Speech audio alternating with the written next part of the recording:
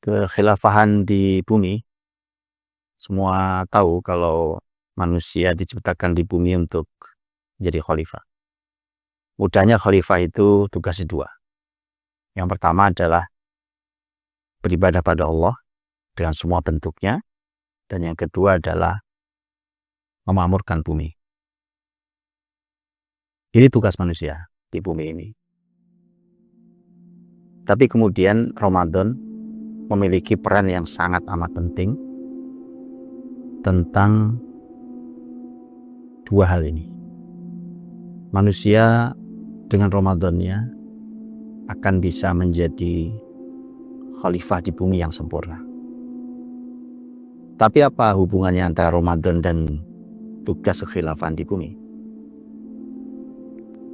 Apa yang membuat Ramadan memiliki peran yang besar untuk bisa ditegakkannya ibadah kepada Allah di buminya, dan untuk bumi ini dimakmurkan dan tidak dirusak. Selamat datang di Ramadan Kalibrasi Rasa, tempatmu berinspirasi.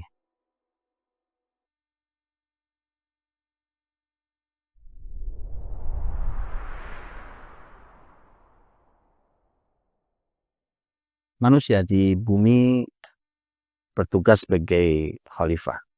Wa idh qala rabbuka lil malaikati inni ja'ilun fil ardi khalifah. Setiap kita ini hadir ke bumi sudah membawa tugas. Tidak ada yang manusia hadir sia-sia. Allah ciptakan sejak sebelum manusia ada. Manusia pertama Allah ciptakan Adam alaihissalam. Allah sudah memberikan tugas, dipersaksikan di hadapan para malaikat. Tugasnya adalah inni ja'ilun fil ardi khalifah. Aku, wahai para malaikat, menciptakan khalifah di bumi. Menjadi khalifah di bumi tugasnya dua. Tugas yang pertama adalah firman Allah, wa ma khalaqtul jinna wal insa illa liya'budun. Tidak aku ciptakan jin dan manusia kecuali untuk beribadah kepadaku. Tugas nomor satu sebagai khalifah adalah beribadah pada Allah. Tugas yang kedua adalah Allah berfirman, huwa ansha'akum minal ardi wasta'amarakum fiha. Allah yang menciptakan kalian dari tanah, dan Allah minta kalian makmurkan tanah itu. Jadi memakmurkan, tugas yang kedua adalah memakmurkan bumi Allah Subhanahu wa taala. Ibadah itu dalam semua maknanya. Ibadah ulama menyampaikan ada yang mahdhah, ada yang ghair mahdhah, begitu sebutannya. Mahdhah itu yang punya aturan khusus. Sholat ada aturan cara khususnya, tidak boleh kita ngarang sholat. Puasa juga ada aturannya, haji, umroh, zakat. Itu namanya ibadah, tapi mahdhah, ada aturannya. Kalau ilmunya benar dan ikhlas, maka mendapatkan pahala dan keutamaan sisi Allah Subhanahu wa taala. Tapi ada ibadah ghair mahdhah. Ibadah ghair mahdhah itu semua gerak-gerik hidup kita.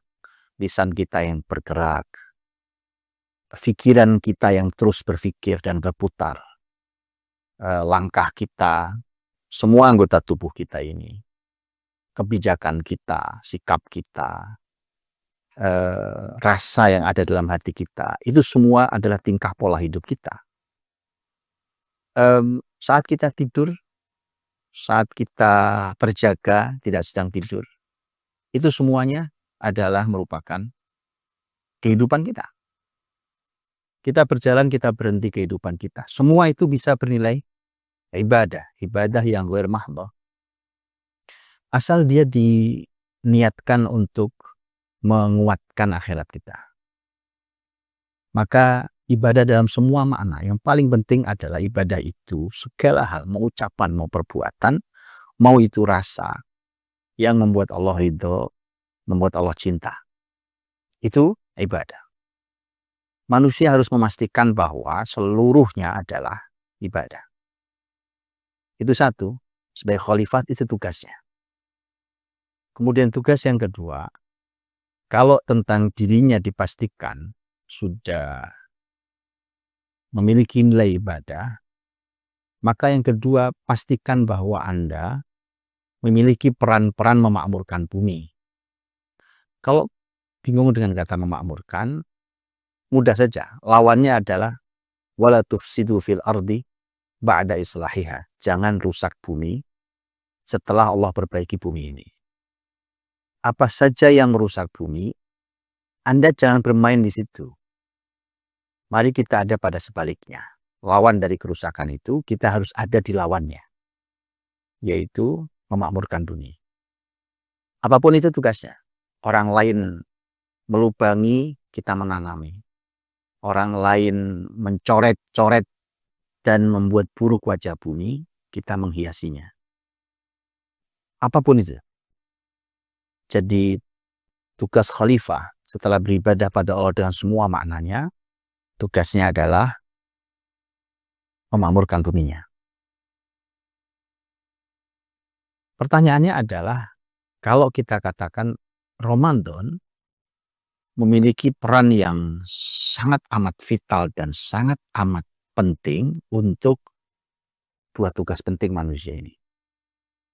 Tapi apa hubungannya antara Ramadan dan peribadatan manusia kepada Rabb-nya dengan pemakmuran bumi Allah Subhanahu wa Ta'ala?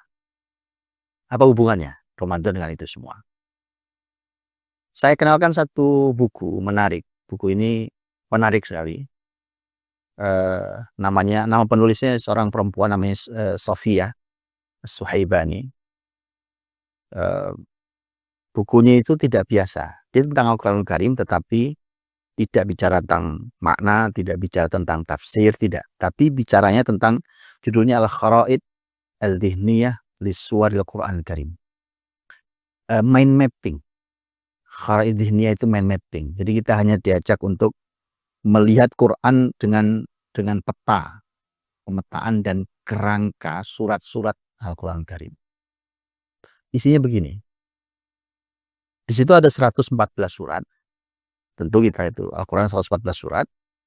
Dari mulai Al-Fatihah sampai terakhir An-Nas. Dan setiap surat, ternyata setelah dikaji, itu selalu ada tema besar. Ada tema besar. Jadi ada judul besar tentang sebuah surat. Al-Fatihah umpamanya tema besarnya apa. Al-Baqarah tema besarnya apa, dan seterusnya. Di bawah tema besar, setelah judul besar, itu ada bab-bab di bawahnya. Jadi Quran segitu terstrukturnya. Ada bab-bab di bawah tema besar itu. Di dalam satu bab, itu ada subbab di bawahnya lebih detail. Jadi setiap satu bab, itu ada berbagai macam subbab yang sangat detail untuk menjelaskan bab tersebut.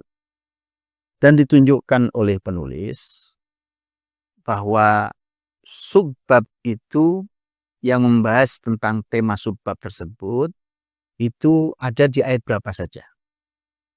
Kita langsung pada contohnya supaya lebih jelas. Al-Baqarah. Surat di mana ayat-ayat tentang Ramadan ada di dalamnya. Kita semua tahu Al-Baqarah 183 sampai 187 itu adalah merupakan ayat-ayat Ramadan. Sekali lagi 183 sampai 187 dari surat Al-Baqarah. Mari kita buka buku itu. Buku itu ternyata memberikan pembahasan menarik. Yang pertama adalah ternyata Al-Baqarah itu tema besarnya adalah al-istikhlaf fil ard wa manhajuhu. Tugas kekhilafahan di bumi dan konsepnya. Ini judul besarnya. Di Al-Baqarah yang 286 ayat itu judul besarnya adalah tentang tugas kekhilafahan manusia di bumi dan bagaimana konsep kekhilafahan itu. Itu judul besarnya. Baik. Ternyata oleh penulis surat Al-Baqarah itu dibagi menjadi 5 bab. Jadi 5 bab besar. 286 ayat itu dibagi menjadi 5 bab besar. Langsung saja, ayat-ayat Ramadan itu ada di bawah bab yang judulnya adalah ibadah di seluruh bidang kehidupan. Jadi ayat-ayat Ramadan ada di bab itu, ibadah di seluruh bidang kehidupan. Nah, ibadah di seluruh bidang kehidupan itu di bawahnya ada subbab lagi. Ayat Ramadan ada di dalam subbab yang judulnya kehidupan dan ibadah. Oke, sekarang kita ringkas. Supaya tidak bingung, sekarang kita ringkas. Artinya, Ramadan, ayat-ayat Ramadan itu ada di bawah naungan pembahasan tentang tentang kehidupan dan ibadah. Kehidupan dan ibadah. Kemudian dia ada di bawah naungan bab ibadah di seluruh bidang kehidupan. Yang itu ada di bawah tema besar tugas kekhilafahan manusia di bumi dan konsepnya. Yuk kita jelaskan lebih detail, kita pahami lebih indah. Itu artinya Ramadan itu adalah pembahasan sangat serius tentang kehidupan dan peribadatan. Yang itu menopang tugas manusia paling utama di bumi sebagai khalifah. Mari kita lebih detailkan lagi. Saya berikan contoh. Contoh. Bukankah di bulan Ramadan kita ada puasa? Kita ada membaca Al-Quran Karim, i'tikaf, sedekah, apa saja. Ada begitu banyak amal yang sangat dianjurkan. Siang harinya kita puasa, malam harinya kita qiyam. Itu kalau kita lebih detailkan lagi, kita akan lihat bagaimana ibadah-ibadah Ramadan itu akan mewarnai semua kehidupan kita, yang dengan itulah kita pakai untuk kita bisa menjalankan tugas utama sebagai khalifah di bumi. Contoh membaca Al-Quran Karim, contoh, atau puasa, yang mana saja. Ketika kita bicara puasa, umpamanya itu bicara tentang masalah amal hati yang sangat rahasia karena tidak ada yang tahu kita puasa tidak puasa. Dan itu akan melatih keikhlasan kita, akan melatih diri kita. Itu sampaikan para ulama. Itu menjadi sangat penting bagi seorang manusia dalam tugasnya memakmurkan bumi, yaitu tentang tema keikhlasan. Membaca Al-Quran Karim. Al-Quran Karim tugasnya adalah kita baca, kita tilawah dengan sangat baik, sesuai dengan tajwidnya, dengan lisan kita. Kemudian kita pahami maknanya, kita tadaburi, kemudian kita amalkan, kemudian kita ajarkan. Itu kalau kita ambil membaca saja, membaca dengan lisan kita, baik melihat mushaf ataupun dengan hafalan kita. Kalau kita membaca, itu artinya kita sedang menghiasi lisan kita dan seluruh diri kita nih, otak kita ini dengan cahaya, karena Al-Quran adalah cahaya. Itu artinya orang-orang yang hidup bergaul dengan bacaan-bacaan Quran, hidupnya penuh dengan cahaya.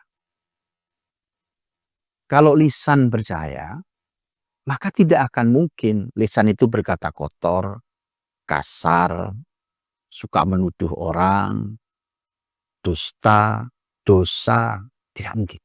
Karena lisannya bercahaya. Bayangkan kalau manusia seperti itu, maka alangkah makmurnya bumi ini. Begitu seterusnya pada seluruh makna Quran. Bagaimana dengan makna Quran jelas. Di sana panduan, di sana petunjuk, dan semuanya. Jadi jelas bahwa manusia ini dengan tugasnya sebagai khalifah itu akan dibantu Allah SWT untuk bisa menjalankannya dengan amaliyah kita di bulan Ramadan. Ramadan terhubung sangat erat dengan tugas kekhilafahan manusia di bumi. Maka kembalikan Ramadan dengan rohnya. niscaya Allah diagungkan dan bumi dimakmurkan. Ini inspirasi saya. Mana inspirasimu?